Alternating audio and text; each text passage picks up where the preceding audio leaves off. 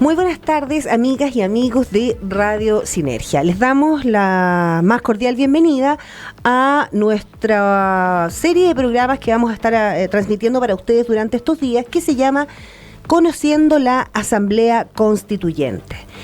Vale destacar que este programa llega a sus hogares gracias al financiamiento del Fondo de Fomento de Medios de Comunicación Social del Gobierno de Chile y del Consejo Regional.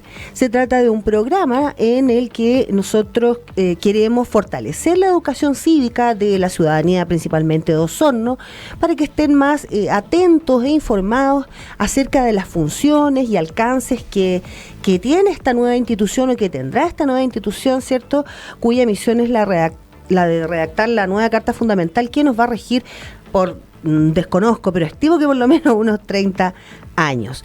Para informarnos más y con muy buena fuente acerca de ello, tenemos de invitada en el día de hoy a Catalina Salem Gesell, quien es profesora investigadora del Centro de Justicia Constitucional de la Universidad del Desarrollo, abogada y magíster en Derecho Constitucional de la Pontificia Universidad Católica de Chile. Bienvenida, Catalina, y muchísimas gracias por su buena disposición a acompañarnos y a enseñarnos, porque hoy día estamos todos aquí para aprender. No, encantada de estar con ustedes. Muchas gracias por la invitación. Perfecto. Mira, bueno, tenemos alguna serie de preguntas un poco pauteadas, porque en el fondo partimos del entendido de que todos tenemos alguna noción de lo que es la Asamblea Constituyente, cuál es la función principal, en fin, pero queremos profundizar un poco más, quizás desde un punto de vista un poco más técnico, pero orientado hacia la ciudadanía, hacia el ciudadano común y corriente, que en el fondo al final de este proceso va a tener la misión de votar a favor o en contra de lo que se haya escrito allí. Entonces, la primera pregunta, porque, a ver, en el fondo, esta asamblea es para generar una nueva constitución. La pregunta es, ¿qué es y para qué sirve una constitución? ¿Cuál es el rol que una constitución tiene en cada país o en nuestro país? Sí. Tradicionalmente las constituciones políticas han sido el resultado de un movimiento histórico que ya lleva varios siglos. Y ese movimiento histórico se llama constitucionalismo. Y el constitucionalismo, en palabras muy sencillas, consiste en redactar en textos escritos y solemnes, por una parte, los límites al poder y por la otra, reconocer los derechos y las libertades de las personas. Y el constitucionalismo surge como una respuesta al absolutismo. Recordemos que en otra época de la humanidad existían los reyes, y los reyes tenían el poder absoluto. Los reyes eran legisladores, los reyes eran jueces, los reyes eran administradores. Y eso generó muchísimos abusos porque finalmente las personas comunes y corrientes dependían sus derechos, sus libertades, de la voluntad del rey. Entonces, como respuesta a ese absolutismo monárquico, surgen las constituciones. Se empieza a pactar con los reyes en textos escritos cuáles son los derechos de las personas, y esos derechos eran intocables por el rey. Y después esto se fue perfeccionando, vino la Revolución Francesa, y se fueron también perfeccionando a nivel de los autores. Montesquieu, por ejemplo, que es un clásico, estableció la teoría de la separación de funciones, que consiste en que cuando el poder está distribuido en distintas personas, hay menos probabilidades de que esas personas abusen del poder. Y por eso hoy día en las democracias constitucionales, las constituciones políticas distribuyen el poder en distintos órganos del Estado. Por ejemplo, en el presidente de la República, en el Congreso Nacional, en el Poder Judicial, Tribunal Constitucional, y hoy día existen muchos otros órganos: Ministerio Público, Servicio Electoral, Tribunal Calificador de Elecciones, y podríamos seguir enumerando varios más que están en la Constitución. Y todos estos órganos lo que hacen es contrapesarse entre sí, se van chequeando mutuamente. Por ejemplo, el Tribunal Constitucional controla que el legislador no vulnere la Constitución, o el Poder Judicial se asegura de que la administración del Estado, que su cabeza es el presidente de la República, no vulnere los derechos de los ciudadanos. Cuando nosotros, la administración, nos desconoce un derecho, podemos ir a los tribunales de justicia y alegar para que ese derecho se nos reconozca. Cuando se nos niega una prestación de salud, por ejemplo, o cuando algún otro particular ha vulnerado algún derecho que nos reconoce el ordenamiento jurídico, un derecho de propiedad, por ejemplo, los tribunales de justicia son los encargados de resolver esos conflictos. Entonces la Constitución política marca esta cancha del poder, podríamos decirlo así, y ya también nos reconoce derechos, nos reconoce libertades que ni aún el legislador puede vulnerar, ni aún el Congreso Nacional puede vulnerar esos derechos, como el derecho a la vida, el derecho a la igualdad, el derecho a la salud, el derecho a la educación. Son derechos que están consagrados en la Constitución política y que el legislador, por cierto, tiene que desarrollarlos a través de leyes, pero tienen un núcleo que está consagrado en la Constitución que él no puede transgredir. Entonces es el principal rol hoy día de las democracias, en las democracias constitucionales de la Constitución, limitar el poder y reconocer nuestros derechos y libertades. Perfecto, me queda clarísimo y me surgen algunas, no dudas, pero a ver, lo que pasa es que en el fondo en la Constitución, lo que yo entiendo, traduciéndolo un poco, es que si un derecho X, por ejemplo, voy a inventar el derecho al sol, no está consagrado, en la Constitución, no queda como vulnerable, por decirlo de alguna manera. Por ejemplo, uno de los temas que está conversándose hoy día respecto a la nueva Constitución es el tema del agua, el derecho al agua. Si no queda zanjado como un derecho básico garantizado por la Constitución, ¿es tierra de nadie? Yo diría que no, porque nuestra Constitución política, la que está vigente, señala que es un límite a la soberanía todos aquellos derechos que emanan de la naturaleza humana. Es una cláusula general. Y por eso siempre cuando los profesores de Derecho Constitucional enseñamos los derechos fundamentales y comenzamos a estudiar el largo listado de derechos que está en el artículo 19 de la Constitución vigente, siempre le decimos a nuestros alumnos, este no es un listado taxativo, es decir, no es un listado cerrado. Y la misma jurisprudencia ha reconocido esto. Es un derecho fundamental hoy día, un derecho humano, por así decirlo, es cualquiera que emane directamente de la naturaleza humana. Y dentro de esos derechos está el derecho al agua. Por eso la Corte Suprema en marzo de este año reconoció a los habitantes de Petorca y de otras zonas que la administración del Estado estaba obligada a proporcionarle los litros de agua indispensables para el consumo humano, porque es un derecho que se relaciona directamente con la dignidad del ser humano. Sin agua nosotros no podemos vivir. Esto es lo que se ha denominado en la jurisprudencia como los derechos implícitos. El Tribunal Constitucional, por ejemplo, ha reconocido el derecho a la identidad personal, que no está en el texto expreso de nuestra Constitución política, sino que es un derecho que emana también de la naturaleza humana. Todo ser humano tiene derecho a conocer su identidad, y ello incluye conocer su identidad genética, quiénes son sus padres.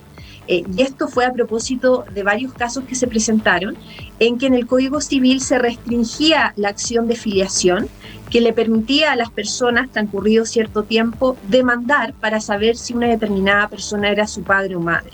El Tribunal Constitucional dijo, no, mire, esta persona siempre tiene la posibilidad o debería tener la facultad de conocer cuál es su identidad biológica. Ahora, que un derecho esté consagrado en el texto de la Constitución política ciertamente da mayor certeza a que no esté en el texto de la Constitución política, porque finalmente cuando no hay un derecho implícito, no hay un derecho de manera expresa en la Constitución, tenemos que los abogados, sobre todo los tribunales, dar razones, argumentar de por qué una determinada facultad es un derecho que merece protección constitucional, como el derecho al agua, el derecho a la identidad personal. Entonces, que esté en la Constitución da mayor certeza, pero es de esperar que, al igual que la Constitución vigente, la nueva Constitución no cierre el catálogo de derechos, porque a medida que va avanzando la historia, a medida que vamos avanzando como humanidad, se van surgiendo nuevas condiciones que son indispensables para el desarrollo humano. Por ejemplo, el acceso a Internet hoy día resulta algo esencial para ejercer la libertad de expresión. Pero cuando se redactó la Constitución de 1980 no existía Internet. Claro. Entonces es importante que las constituciones se mantengan o tengan una vocación abierta, porque en el futuro pueden surgir nuevas necesidades, nuevos avances tecnológicos que hoy día no podemos visualizar.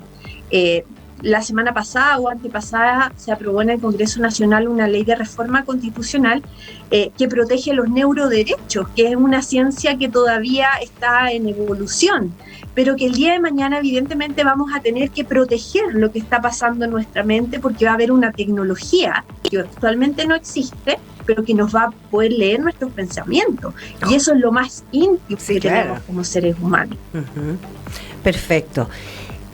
Ahora, una cosa que a lo mejor todos los ciudadanos que no somos expertos en la materia nos preguntamos: ¿cuál es el marco jurídico de la Asamblea Constituyente y en ese contexto qué es lo que puede y lo que no puede hacer? Claro. Bueno, hoy día la Convención Constitucional, que se rechazó o se excluyó expresamente de denominar la Asamblea Constituyente, y se la denominó Convención Constitucional, ya nos refleja algunos de sus límites. Porque una Asamblea Constituyente, como la que existe en Venezuela, por ejemplo, detenta todo el poder del Estado. Por ejemplo, en Venezuela no hay Congreso Nacional, o cuando empezó a funcionar la Asamblea Constituyente, dejó de funcionar el Congreso Nacional y la Asamblea asumió todos los poderes, era completamente soberana. Era como una especie de rey, solo que no es una persona, sino que es una asamblea. Correcto. Cuando se discutió la ley de reforma constitucional 21.200, que fue la que permitió la existencia del actual proceso constitucional, se excluyó expresamente ese concepto, asamblea constituyente. No es una asamblea constituyente, es una asamblea constitucional porque, como muy bien has dicho, está sujeta a límites. Porque esa es la esencia, recordemos, del constitucionalismo y hoy día de las democracias constitucionales. La actual discusión constitucional que se está dando al interior de la Convención Constitucional es una discusión que se da estando plenamente vigente en nuestra democracia. Nosotros seguimos teniendo un Congreso Nacional, seguimos teniendo un Poder Judicial, un Presidente de la República con sus facultades, ¿no es cierto?, que le reconoce la Constitución. Y esta ley 21.200, que incorporó varias normas a la Constitución vigente, le señala varios límites a la Constitución. Lo primero, el primer gran límite es su misión, su finalidad. ¿Para qué existe esta convención? Y existe para redactar un nuevo texto constitucional que va a proponer a la ciudadanía, y la ciudadanía tiene que aprobarlo o rechazarlo en un plebiscito constitucional, en el cual además vamos a tener la novedad que va a ser con voto obligatorio. Todos vamos a estar obligados, los ciudadanos, a concurrir a votar. Ese es un primer límite. Un segundo límite es la forma en cómo se van a aprobar las normas de ese nuevo texto constitucional, y ahí el límite es algo que hoy día ha estado en la contingencia, en el debate, que tienen que ser aprobadas por los 2/3 de los convencionales constituyentes en ejercicio. ¿Qué se buscó con este límite? Que fuera una constitución consensuada entre las mayorías y las minorías, o como está compuesta hoy día la constitución, entre las distintas minorías que existen en la Convención Constitucional. De manera tal que el resultado final de este proceso sea una constitución en la cual la mayor parte de los ciudadanos se sientan representados, sientan que tienen un cobijo en esas normas constitucionales, no que sea la imposición de una constitución por una mayoría circunstancial. Porque hoy día puede existir una mayoría al interior de la convención, pero puede ser que el próximo año esa mayoría ya no exista, que sea sustituida por otra mayoría política. ¿Y qué va a pasar con eso? Que la Constitución entonces va a perder su legitimidad y esa nueva mayoría va a tratar de cambiarla nuevamente. Y así podemos estar en un eterno debate constitucional de nunca acabar, y por eso entonces se decidió que esta regla de los 2/3 iba a permitir consensuar una constitución que tuviera una perdurabilidad en el tiempo porque tenía un apoyo político amplio. Existen varios otros límites, por ejemplo, las reglas de votación, que es algo que ha estado discutiendo también la Convención estos últimos días. Las reglas de votación de las normas constitucionales también tienen que ser aprobadas por los 2/3 de los convencionales en ejercicio. La semana pasada se acordó por la convención que iban a ser aprobadas por mayoría absoluta, y eso ha generado, digamos, todo un debate, porque se está infringiendo precisamente ese límite que le impone la Constitución. Y la Constitución también dice que todas las normas de procedimiento, de funcionamiento que la misma Constitución establece para la Convención no pueden ser modificadas por la Convención, ¿ya? Por ejemplo, la Constitución señala que la Convención tiene que designar un presidente y un vicepresidente, ¿ya? Si la Convención decidiera no tener presidente ni vicepresidente, estaría alterando las reglas de su funcionamiento. Y bueno, existen varios otros límites más, pero a lo mejor ya es entrar en un detalle muy minucioso. Pero, por ejemplo, precisamente respecto de los límites, una de las cosas que yo escuché hace un tiempo atrás, así como que pasó y después no siguió el tema en la mesa, que decía relación con que alguien dijo en algún minuto algo así como hasta poder cambiarle el nombre al país. Esta entidad, la constituyente, ¿podría ser una cosa así? Sí, ahí has dado en un punto muy importante, porque efectivamente la Convención Constitucional tiene todos estos límites de procedimiento que yo he mencionado, de quórum, de funcionamiento, pero también tiene algo que en derecho constitucional llamamos una cláusula pétrea. ¿Y qué es una cláusula pétrea? Es una cláusula de contenidos que son indisponibles para el órgano constituyente, es decir, que el órgano constituyente no puede modificar. Perfecto. ¿Y cuáles son esos contenidos?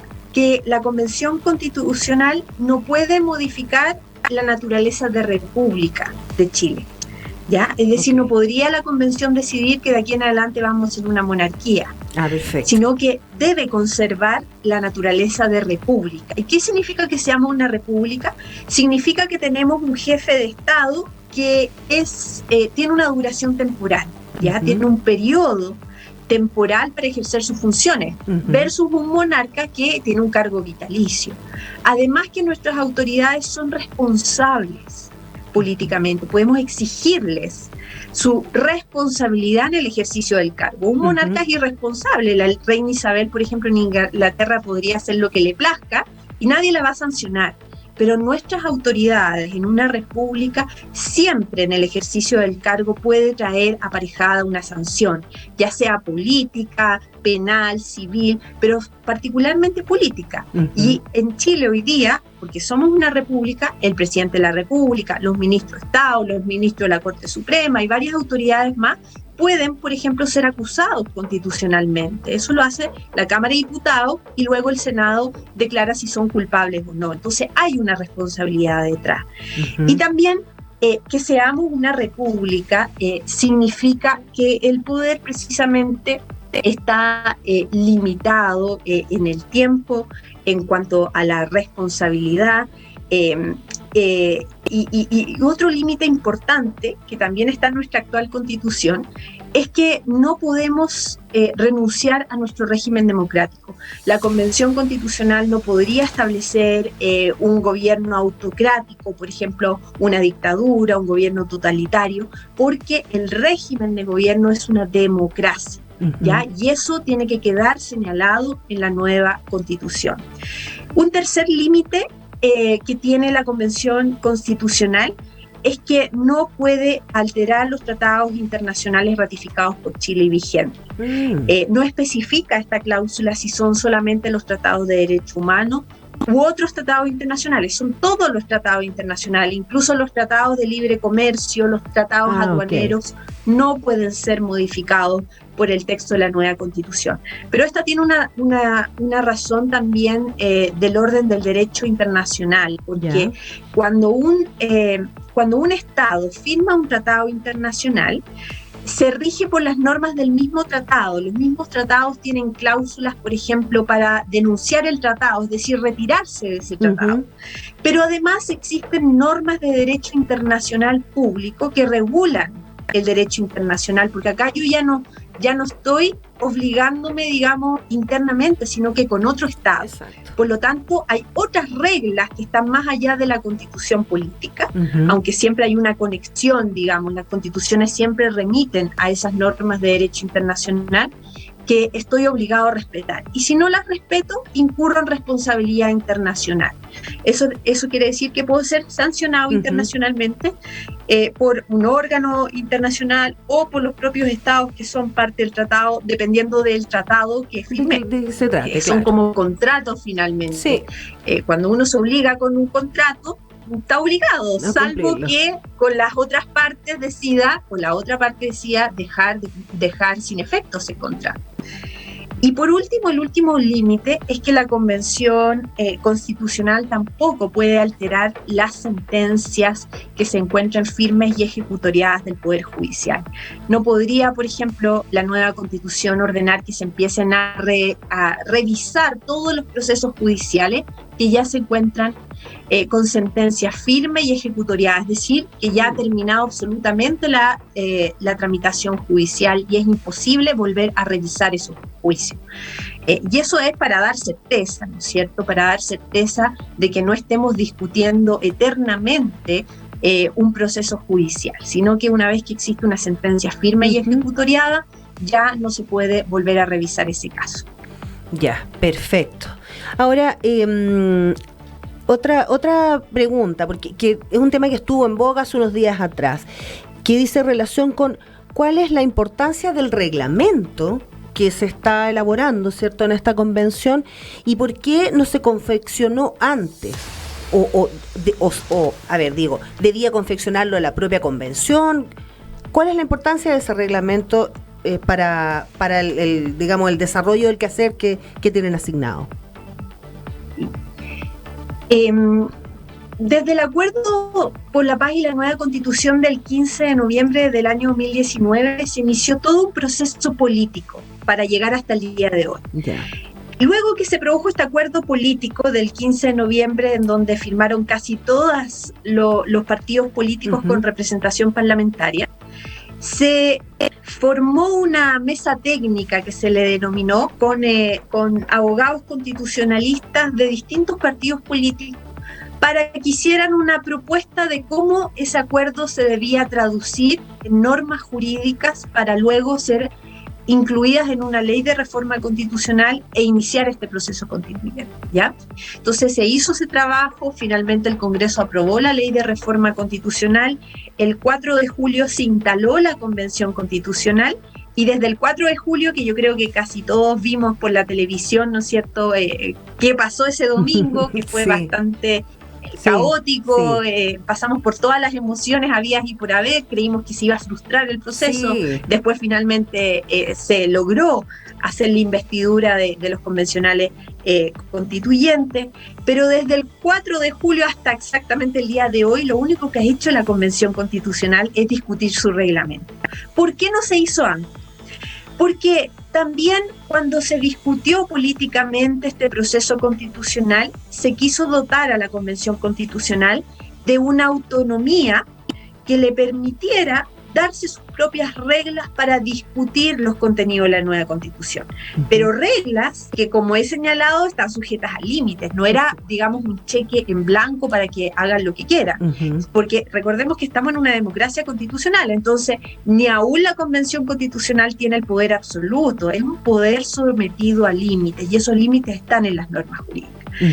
Estos órganos constitucionales como el presidente de la República, el Congreso Nacional y la misma Convención Constitucional tienen lo que se denomina una autonomía constitucional, es decir, un cierto grado de independencia, por así decirlo, para decidir cómo cumplir el cometido que le confía la Constitución política. En el caso de la Convención Constitucional, se le confió la redacción de su reglamento. Ellos vieran cuál era el mejor procedimiento para poder acordar las normas constitucionales. Y por eso han estado discutiendo todos estos meses estos reglamentos. Y si lo hubiese hecho el Congreso Nacional, supongamos que el Congreso Nacional hubiese dicho al Ejecutivo, redáctele un reglamento a la Convención para que desde el momento mismo de su instalación comiencen a discutir los textos de una nueva constitución, se hubiese generado un problema porque hubiese sido como una especie de pauteo de cómo tenía que ser la nueva constitución política. Y la gracia de este proceso, el mismo sentido de cómo se generó la integración de la convención, de que está formada por muchos independientes, por pueblos originarios, por representantes de pueblo originario, era para hacer, digamos, el proceso lo más originario posible, en cierto sentido, sí, lo más de esto de partir de una hoja en blanco, de que pudieran ellos precisamente decidir cómo llevar a cabo la discusión de las normas constitucionales. Y por eso entonces ellos son los que están redactando este reglamento. Ya, perfecto.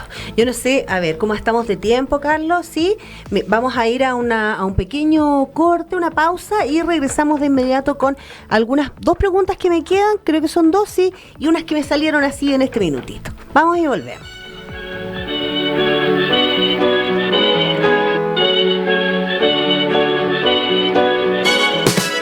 I never thought that I would find a way out. I never thought I'd hear my heartbeat so loud. I can't believe there's something left in my chest anymore. But goddamn, you got me in love again. Show me the heavens right here, baby. Touch me so I know I'm not crazy. Never have I ever met somebody like you. Used to be afraid of love and what it might do. But goddamn, you got me in love again. You got me in love again. You got me in love again. You got me in love again, again. So many nights my tears fell harder than rain. Scared I would take my broken heart to the grave. I'd rather die than have to live in a storm like before. But goddamn, you got me in love again. Show me the heavens right here, baby. Touch me so I know I'm not crazy. Never have I ever met somebody like you. Used to be afraid of love and what it might do. But goddamn, you got me in love again. You got me in love again. You got me in love again. You got me in love again, again. I can't believe I finally found someone. I'll sink my teeth in disbelief 'cause you're the one that I want. I can't believe there's something left inside my chest anymore. But goddamn, you got me in love again. You got me in love again. You got me in love again. You got me in love again, again, again, again.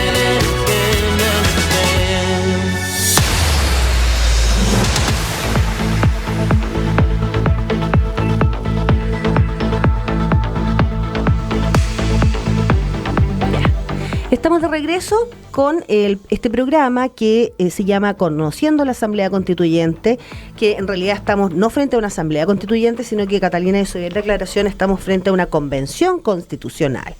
Y este programa llega a sus hogares gracias al financiamiento del Fondo de Fomento de Medios de Comunicación Social del Gobierno de Chile y del Consejo Regional.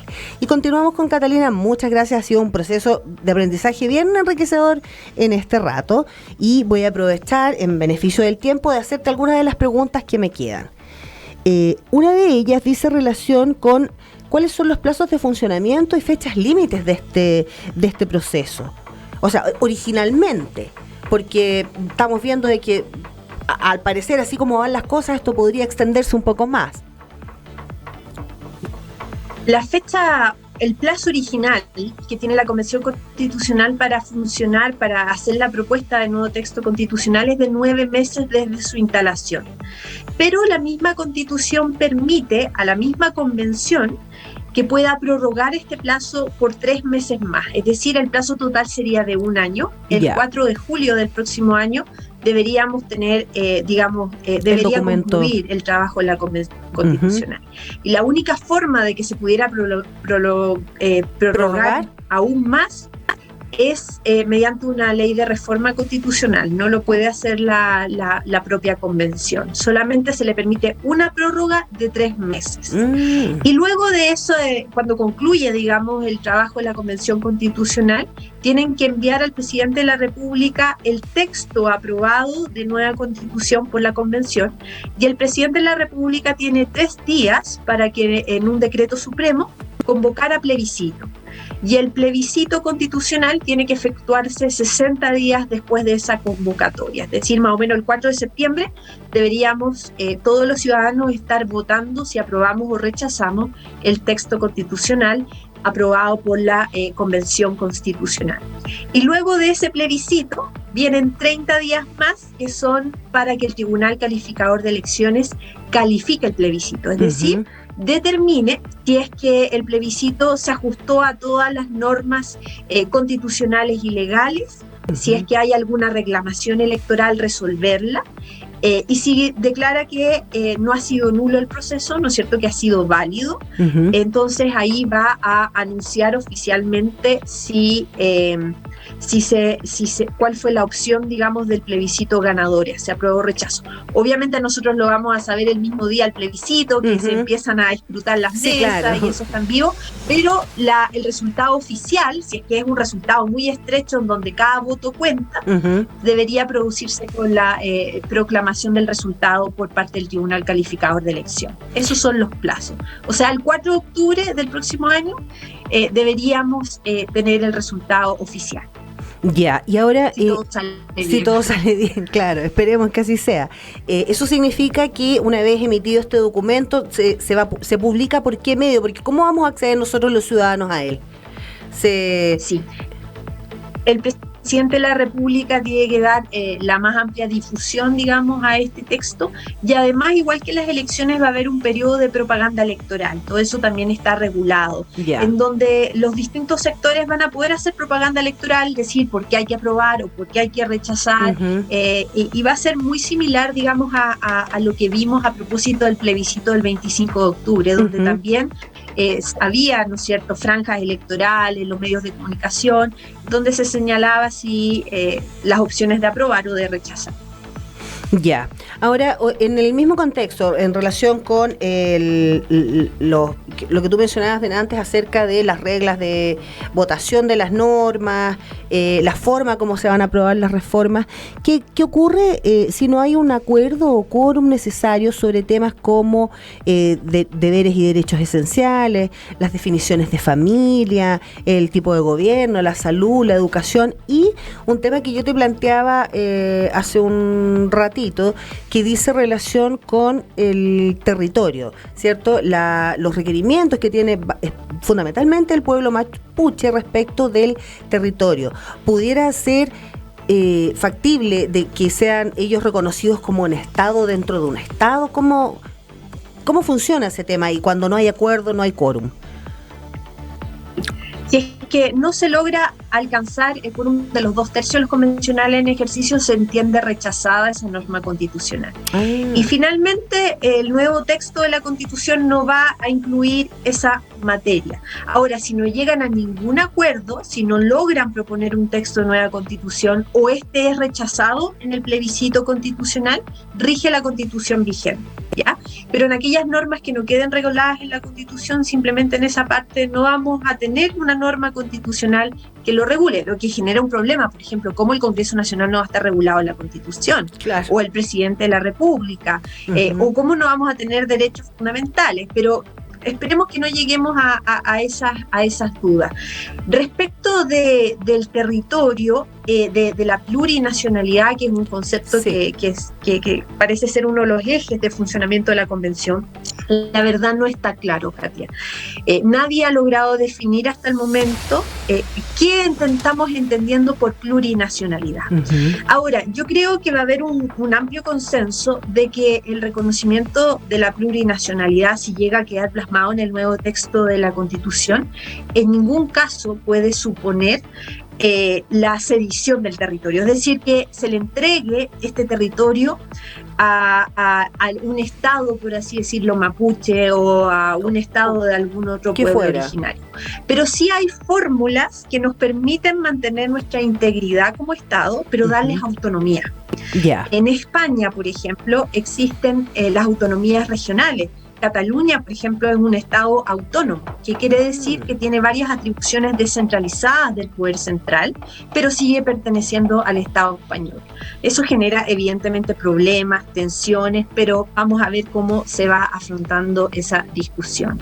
Pero hay fórmulas, digamos, que reconocen autonomía a estos pueblos originarios, pero sin que ese territorio deje de ser territorio del Estado de Chile. Ah, perfecto, ya. Yo hice la pregunta porque me encontraba completamente desorientada en la materia y me parece un tema sumamente relevante. Yo creo que es un tema que, como tú dices, está en lo que es este trabajo y que esperemos que tenga una definición como la que tú acabas de plantear, que sea satisfactoria para quienes lo requieren también. Otra consulta que tengo es, bueno, tú lo acabas de responder recién de alguna forma. ¿Qué pasa si esta Constitución sale rechazada? ¿Vamos a seguir con la que está actualmente vigente por cuánto tiempo más? ¿Es posible llamar a un nuevo proceso? ¿Qué es lo que ocurre ahí? La respuesta, digamos, normativa es muy clara. Rige la Constitución vigente si es que este proceso fracasa. Ahora, hay soluciones políticas. Por ejemplo, el proceso constituyente que llevó a cabo la expresidenta Bachelet no llegó, digamos, a buen puerto. Finalmente mandó el proyecto de reforma constitucional el último día de mandato y nunca se llegó a discutir. Pero es un insumo. Quizás si este proceso fracasa, puede ser un insumo importante, sus resultados, lo que se discutió en él, para que el Congreso Nacional reforme la Constitución vigente. Actualmente la Constitución que está vigente puede ser reformada y el único límite son los quórum, ¿ya? Hay capítulos de la Constitución que tienen que ser reformados por los 2/3 de los parlamentarios en ejercicio y otros capítulos que no son tan relevantes por los 3/5, si mal no recuerdo, que es un quórum un poco más bajo que los 2/3. Entonces el Parlamento futuro perfectamente podría sustituir completamente la Constitución vigente mediante una reforma a la Constitución, porque no hay límite, digamos, puede reformar desde el capítulo primero hasta el último y podría utilizar como insumo los mejores puntos, los puntos de mayor consenso del proceso constitucional. Pero obviamente ojalá no llegara a esa instancia porque se han invertido, digamos, muchos recursos humanos, muchas esperanzas de la ciudadanía, recursos financieros también para que este proceso funcione. Así que ojalá que los convencionales constituyentes puedan ponerse de acuerdo, que eso es lo que espera la ciudadanía de ellos, que logren acuerdos para que finalmente podamos cerrar este capítulo, tener una constitución y seguir avanzando con la historia, con el desarrollo de nuestro país y con mayor justicia social, que eso es finalmente lo que quieren las personas y lo que esperan de este proceso constitucional. Justamente, y seguir creciendo como país. O sea, a mí me parece que el poder obtener una nueva constitución con la representatividad que se ha buscado darle al estar conformada de la forma en que lo está, yo creo que sería súper importante para avanzar como país, porque de alguna manera estaríamos todos más satisfechos, nos sentiríamos más representados, ¿cierto?, por esta nueva Carta Fundamental. Ahora, una consulta ya para ir cerrando, porque nos quedan unos cuantitos minutitos. Esta es una duda súper personal, casi infantil, debo confesar, que es, en el fondo, yo me los imagino trabajando, ellos van discutiendo punto por punto ellos deben ir discutiendo punto por punto la Carta Fundamental vigente, es decir, el artículo 1, el 2, así. Exactamente, va a ser un trabajo muy similar al que hemos visto de cómo se ha discutido el reglamento. El reglamento que ya está aprobado distribuye a los convencionales constituyentes en distintas comisiones temáticas. Correcto. Es muy similar a lo que sucede en el Congreso, que está la Comisión del Trabajo, la Comisión de Justicia y Constitución. Okay. Entonces se van a distribuir el trabajo y cada comisión va a tener que ir diseñando los artículos de la nueva Constitución y se van a poder presentar indicaciones, entonces tienen que discutir. Y eso finalmente llega a una comisión de armonización al término del proceso, que va a ser una comisión que va a tener que detectar si es que finalmente se trata de un texto coherente, porque la Constitución tiene que ser un texto que tenga una coherencia interna, desde el artículo primero hasta el artículo final. Y esa labor la va a tener una comisión de armonización en donde va a tratar de salvar, digamos, estas incoherencias para que finalmente el Pleno apruebe el texto definitivo de la Constitución. El Pleno son los 155, aunque actualmente hay 154 que están asistiendo a las sesiones, pero los 155 convencionales en ejercicio son lo que constituye el Pleno de la Convención. Y las comisiones son estos grupos de convencionales que se van dividiendo el trabajo para hacer propuestas al Pleno. Y en ese contexto, yo creo, ya como última pregunta, en ese contexto, cada constituyente, ¿cierto?, es representativo de un territorio, de una ideología política, sea cual fuere, ¿cierto?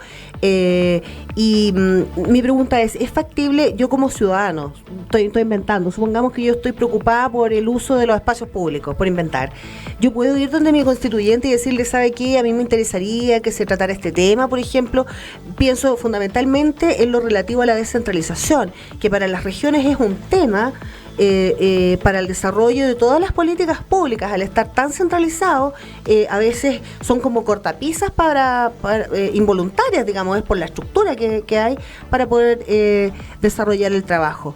¿Es factible que un ciudadano común y corriente pueda ir a su constituyente y decirle, ¿sabe qué? A mí me preocupa esto. Sí, por cierto que sí. De hecho, los convencionales constituyentes van a tener semanas distritales, igual que los parlamentarios, que van a poder ir a recorrer sus distritos y conversar con las personas. Se espera que hagan eso. Pero también, y eso se va a discutir en los próximos días, hay un reglamento de participación popular, en el cual cada uno de nosotros vamos a poder participar de audiencias públicas, vamos a ver qué es lo que al final se aprueba, pero de audiencias públicas. La misma convención se ha propuesto sesionar en las distintas regiones, las comisiones también van a sesionar en las distintas regiones, así que van a haber mecanismos de participación. Hay una iniciativa popular de normas constitucionales en donde un grupo de ciudadanos también pueden presentar iniciativas a la convención, pueden presentar sus articulados, pueden presentar ideas. Así que yo creo que van a estar los mecanismos, eso todavía se está discutiendo, pero van a estar porque también uno de los ejes centrales del trabajo de la convención, que la misma convención se ha propuesto, es la participación popular. Y por cierto, los medios, a través de los medios de comunicación, a través de la opinión que se genera en cartas, en los diarios, todo eso, yo sé que los convencionales constituyentes son insumos que ellos también están muy atentos a esa opinión pública, a la formación de la opinión pública respecto de los distintos temas. Muy bien, me queda clarísimo. ¿Estamos ya en el tiempo, Carlos? ¿Sí? Bueno, yo te agradezco nuevamente, Catalina, tu participación en nuestro programa. He aprendido muchísimo. Agradezco tu muy, muy buena disposición desde el principio y esperamos poder contar contigo a lo mejor para otras oportunidades en las que esto vaya avanzando e ir aprendiendo, porque has sido muy clara, muy nítida en explicarnos. Así que te agradezco muchísimo. No, gracias a ustedes, Katia, por el espacio. Que tengas una muy buena tarde y nos mantenemos en contacto para informaciones que yo te voy a ir haciendo llegar respecto del programa, ¿ok? Perfecto. Muchas gracias. Gracias a ti, que estés muy bien. Chao.